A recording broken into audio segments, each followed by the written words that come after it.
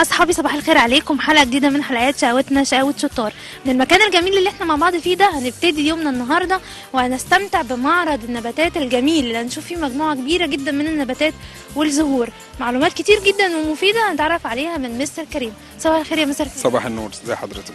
مستر كريم، اصحابنا كلهم اللي بيشوفونا دلوقتي مهتمين جدا بالنباتات وبيبعتوا لنا دايما مسجات بيتكلموا عن كل انواع النباتات ومهتمين بحاجات كتير جدا. النهارده هنعمل ده ان احنا هنتكلم عن كل النباتات ونجاوب عن كل الاسئله اللي هم محتاجينها. اوكي، انا في الاول بشكركم ان انتوا بتهتموا باطفالنا ان هم يبقى عندهم ثقافه الزراعه والنباتات. الثقافه دي موجوده في العالم كله، احنا مش مهتمين بيها قوي، فانا بشكركم ان انتوا اهتميتوا بالفكره دي، ان انتوا ترسخوا الفكره عند الاطفال من البدايه انهم ازاي يعملوا زرعه في البيت، ان ازاي يعتنوا بيها. ده مهم جدا، دي في البدايه. انما على الزهور والنباتات احنا مع بعض ممكن نمشي في زهور ونباتات تنفع في الجنينه بتاعتنا لو عندنا جنينه صغيره، وفي زهور ونباتات تنفع في البلكونه، وفي زهور ونباتات تنفع جوه البيت عندنا، كانت في الشقه عندنا او في اي بيت او اندور يعني. اوكي، احنا اصحابنا اللي معانا دلوقتي عندهم اسئله كتير جدا. خلونا الاول نتعرف على اصحابنا اللي معانا واساميهم. اسمك ايه؟ جودانا، كارما، لونا، كنزي. اصحابي عندهم اسئله كتير جدا. خلينا ما نبتديش مع الاسئله لان الاسئله ممكن تودينا لاماكن كتير. خلينا نبتدي مع حضرتك على طول وتقول لنا الاسئله اللي دايما احنا بنتسالها، ايه النباتات اللي نقدر ان احنا نزرعها عندنا في البيت. طيب احنا بس بادئين في الاول في المنطقه اللي هي او الدور اللي مش ينفع فيها نقول لكم على النباتات اللي فيها في الاندور. هنخش على الجناح اللي موجود فيه الاندور او في البيت هنقول لكم نعمل فيها ايه.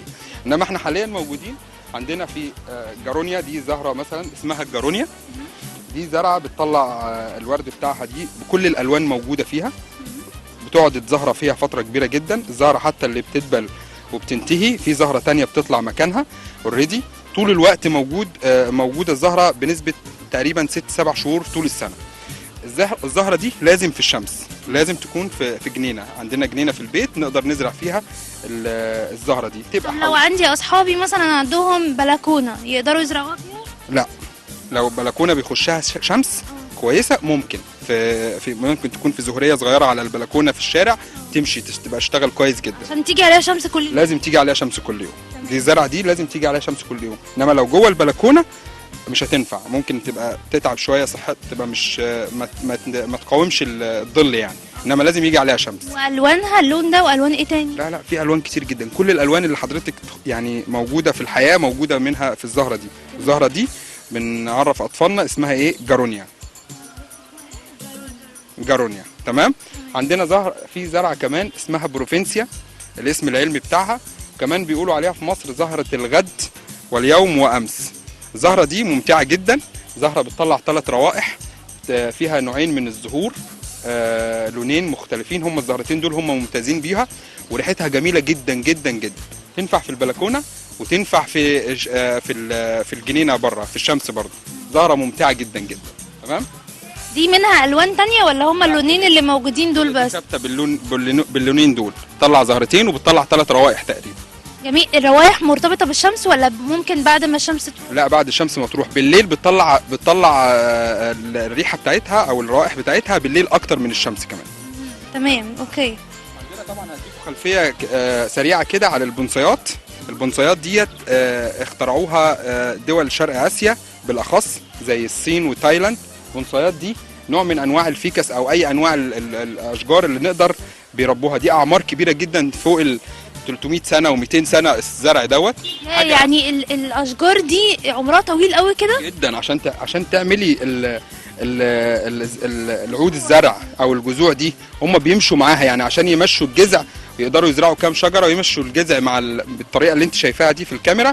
ده حضرتك بتقعد سنين طويله جدا يعني. في عندنا زرع 200 سنه و300 سنه يعني. المهم منها ومن زراعتها والاهتمام بالجذوع نفسها، مش النباتات اللي خارجه منها. طبعا الجذوع والنباتات وقصه النباتات نفسها.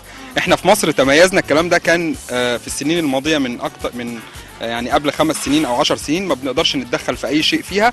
انما احنا دلوقتي في مصر في مزرعتنا يعني دخلنا عليها تطور كبير جدا في القص وفي التنميه، وبقينا دلوقتي تقريبا بننتج جزء كبير جدا من الشغل ده. اوكي.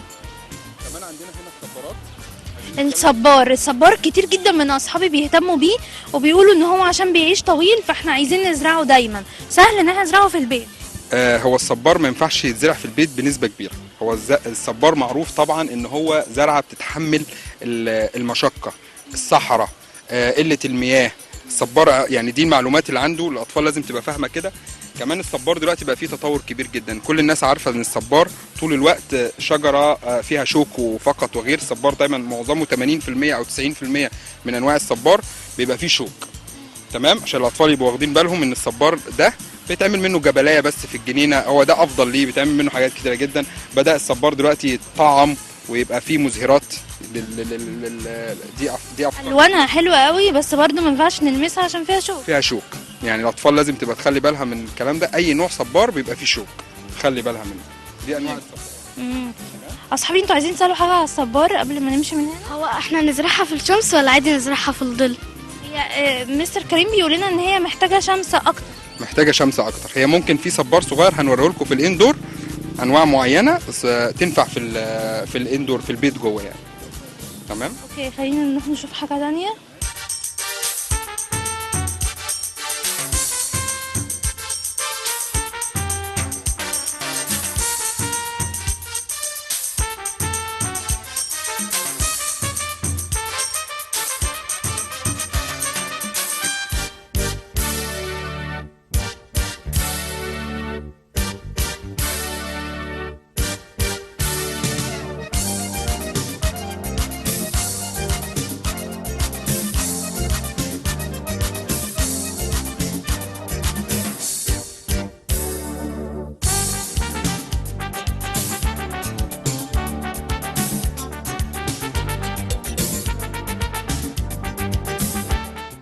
احنا شايفين في زي برضو نبات لونه اصفر كده. النباتات كل دي مزهرات، يعني المزهرات كلها في الصيف بتطلع في شهر الربيع وفي الاوقات دي، كل دي مزهرات باسماء كتيره جدا يعني لا حصر لها. تمام. احنا طبعا اتكلمنا عن الكاميرا كمان جنب اللي هو قدام المزهرات كلها، دي البونصيات اللي اتكلمنا عنها قبل كده، دي موجوده طول الوقت. احنا بنشتغل فيها، اللي احنا شرحنا الفكره بتاعتها. دي شكلها حلو قوي، مشبكه في قلب بعضها كده، شكلها جميل. دي دي لو اتعمل لها اضاءه بتبقى تحفه. هي معمول لها اضاءه فعلا بالليل، بتبقى شكلها حلو جدا اكنها كاس كده. ده برضو نوع من انواع البونصايات. تمام، اسمه بونصاي. يمكن كمان الاوراق بتاعتها الخضراء في منها ظل كبير، يمكن تختلف عن بقيه البونصايات الموجوده. اوراقها شكلها حلو، يمكن ما بتديش ظل قوي، لكن دي مديه ظل كتير. لا، هي حجم الشجره وقصتها هي اللي بتديكي الاحساس ده. اي شجره على حسب القصه والنمو اللي طالع عليها، هي متاسسه ومزروعه على انها تبقى مشبكه وتبقى فوق ليها ايه زي الكاس كده او ظل او شمسيه، يعني تقدر تعمل ظل. عشان كده انت وصل لك هذا الاحساس. ده بالنسبه للبونصاي. انا عايز اعرفهم كمان على الكاميليا. دي شجره برضو من الاشجار المهمه جدا زي البروفنسيا. دي شجره مزهره بتطلع ورد، ورده جميله جدا. ودي ميزتها بقى عن كل المزهرات ان دي تقريبا بتبقى موجوده بنسبه 80 يعني 90% موجوده طول السنه مزهره. دي اسمها كاميليا، شجره نادره جدا ومهمه جدا من الاشجار بتاعتنا، اللي هي الزهره بتاعتها بتبقى الحمراء دي. حلوه قوي، شكلها جميل كمان، وحلو انها تبقى طول السنه في زهر فيها، مش بس مرتبطه بفصل الربيع والصيف. تمام. عندنا كمان الزرعه دي اسمها بامبو. البامبو كل الناس عارفه ان البامبو بيشتغل في الظل بس او في البيت. احنا بندرب الزرع كمان. انا بعرف الولاد ان الزرع ده على حسب التربيه. لو ربناه وحبينا نعلمه ان هو ازاي يعيش في الشمس او نحاول نديله سماد معين ويقدر يتحمل. عملنا الشجره دي لاول مره ان البامبو يقدر يتزرع في الشمس. دي فكره جديده عملناها السنه دي ونجحت جدا يعني. تمام. في كمان اشجار تانية، في الزرعه اللي في النص دي اللي ليها ملمس القطيفه، ملمسها حلو قوي ومختلفه، والوانها جميله كمان، الوانها مريحه. زناريا دي بتتعمل دايما، هي ملمسها فعلا زي القطيفه، وبتتعمل حوليات بيسموها كده، حوليات دايما بتعمل منها في الجنينه الكنار او البرواز بتاعت الزرع عشان تظهر الزهور. يعني هي بتبقى دايما خلفيه، لو انت شايفه في الكاميرا موجود الجارونيا وراها الزرع عشان تظهر اللون بتاع الزهره بتاعها. تظهر الجارونيا، يعني هي لونها وترتيبتها بكده. مش شرط برضو تظهر الجارونيا بس، تظهر اي نوع زرعه مزهره قدامها. تمام. دي بتبقى انا بكلمكم كلاندسكيبنج بقى، كلاندسكيبنج مش عشان زرع بس. بس هي فعلا انا اصحابي كتير بيسالوني بيقولوا لي الزرعه اللي بيبقى ليها ملمس القطيفه دي احنا بنحبها ومش عارفين تتزرع ازاي او هل سهل نزرعها ولا لا، فدي معلومه لا مهمة. دي سهله جدا، بس دي شمس برضو مش ظل. سهله جدا برضه وبسيطه. لو عايزين نحطها في البلكونه في منطقه فيها شمس على طول الوقت يبقى تمام. احنا خلاص عملنا مبدأ، اتفقنا اي زرعه هنقول عليها شمس، لو عندنا فازه او زهريه او بوت موجود بيتحط على البلكونه، في انواع من ده كتير جدا بتتحط على الحديد بتاع البلكونه، او المهم تكون موجوده في الشمس تقدر تشتغل فيها، ما عندناش مشكله فيها خالص. اوكي الحاجات دي بقى طبعا عندنا في هنا مميز قوي الموف اللي في قلبها دوريه او الابيض اللي في قلبها دوريه او في قلبها لون تاني مختلف، حلوه قوي متميزه يمكن عن باقي كل المزروعات. دي طبيعه ربنا سبحانه وتعالى، وبنبين ازاي عظمه ربنا في خلقه، ان تبقى بذره صغيره تطلع ورقه خضراء، ومن الورقه الخضراء تطلع ورقه موف، ومن الموف تطلع ورقه بيضاء. دي طبعا لازم نعلم ولادنا الثقافه ان دي قدره ربنا سبحانه وتعالى، ازاي يقدر من الحاجه البسيطه جدا يطلع لنا كل الالوان ديت منها. دي ميزه الزهور والطبيعه بتاعتها.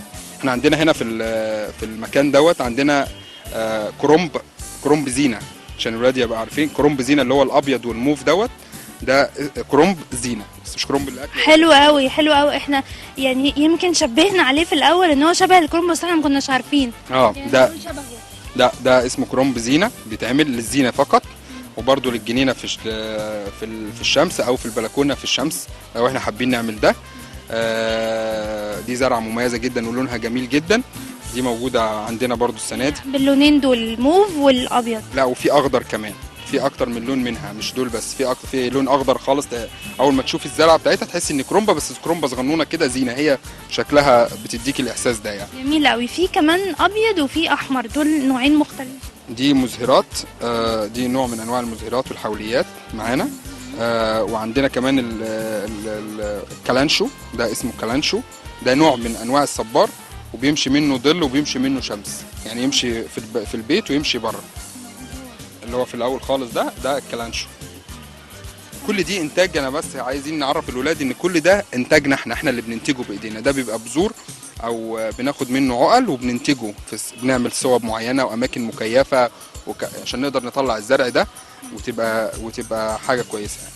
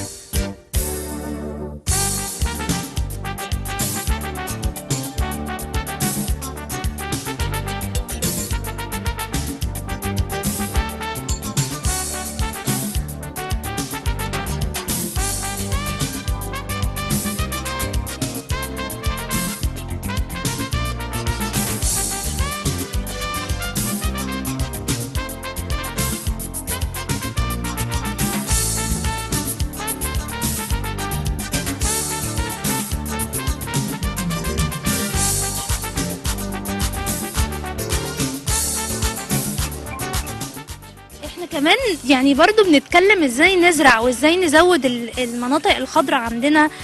دي بتعمل لنا راحه نفسيه، وفي نفس الوقت بنتكلم على اننا يكون عندنا ثقافه ان احنا نعمل ديكوريشن بالزرع. ممكن حاجه زي كده خلاص هي بقت زرعه مش طبيعيه، بس عملت لنا ديكوريشن جميل وادتنا احساس الطبيعي.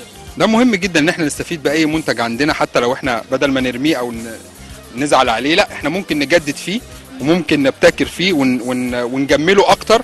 وكمان عندك يعني الناس لما بتشوفها ممكن تتباع اكتر من الطبيعي، لان خلاص هو عارف انها مش هيجرى لها اي حاجه وهتفضل موجوده عنده طول الوقت بنفس الجمال والرونق ده. لا جميل جدا فعلا. حد من اصحابي ليه راي في حاجه، عايز يسال على حاجه ياخد فكره ولا نكمل؟ هو ده بيبقى ليه اشكال كتيره والوان. احنا بنحاول ندي الزرعه، نشوف الزرعه كانت ايه ونشوف الورقه بتاعتها كان شكلها عامل ازاي، ونجيب لها ورقه شكل الزرعه اللي كانت موجوده فيها، علشان ما نغيرش فكره الزرعه نفسها. انما الالوان نقدر نجيب كل الالوان اللي احنا عايزينها. طيب في عندنا اللي لونها بينك دي برضو شكلها حلو قوي. هي محتاجة طبعا شمس، بس شكلها حلو لأصحابي، يعني عاجبهم اللون وعاجبهم الشكل بتاعها وهي صغيرة. دي فصيله من فصيله الصبار، فصيله من فصيله الصبار اللي احنا قلنا عليها في حوض قبل كده. نوريكم بس الزيتون دوت. الزيتون ده نادر جدا، عمره اعمار كبيره جدا. دي شجرة زيتون. شجره زيتون بنستخدمها، منها زيتون ومنها زينه في نفس الوقت. شكلها حلو جدا رغم ان ورقها مش اخضر قوي، بس شكلها حلو قوي. هو ده ورقه الزيتون اساسا، دي لونها الطبيعي، ما بتبقاش لون اخضر قوي يعني. الجرين بتاعها بيبقى اولوفي، هو معروف كده يعني. زيتوني اللي هو اللون زيتوني الفاتح. بالظبط كده. هو ده اللون بتاعها. ده شجر نادر جدا. زهر بيطلع الثمر. بيجيب ثمر مش زهر، بيجيب الثمره بتاعته طبعا. وده شجره نادر جدا. الشجره دي عمرها فوق ال 250 سنه. احنا بنراعيها وبنربيها علشان تبقى شجر زيتون وفي نفس الوقت زينه. طب مستر كريم، اكيد كل اصحابي اللي بيشوفوني دلوقتي طالما بنتكلم عن الزيتون هيقولوا لي طب هو احنا ممكن نشوف الثمره بعد قد ايه، خاصه وهي عمرها 250 سنه؟ يعني هي بتقعد فترات طويله قبل ما تطلع ثمره، ولا هي كل سيزون بيكون ليها الثمره؟ كل سيزون في الميعاد بتاع الزيتون فيها بيطلع الثمره بتاعتها. بتطلع جميل الثمره جدا. بتاعتها. بس احنا عاملينها مش عشان تبقى مثمره بحت. احنا بنستخدم الشكل ناخد شكل الجمالي بتاع الزيتون بتاعها، وفي نفس الوقت بنستغل الزيتون ان هو تبقى ثمره موجوده.